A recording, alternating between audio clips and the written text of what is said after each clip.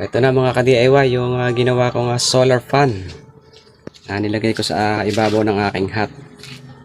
So mabilis po ikot yan. Parang may reverse na visual effect sa camera lang po siguro, kaya parang baliktad yung ikot, parang mabagal. Pero mabilis po yan. Oh.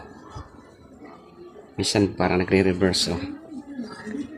So basic na basic lang po ang pagkakagawa nito. Kahit po yung mga anak nyo elementary, kayang-kaya pong gawin ito. So yan, dalawang parts lang po yan, solar panel at USB fan na 5 volts. So meron po akong long form video.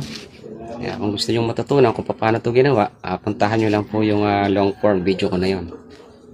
At ito ko po tuturo yung tutorial na basic. So follow for more mga ka-DIY.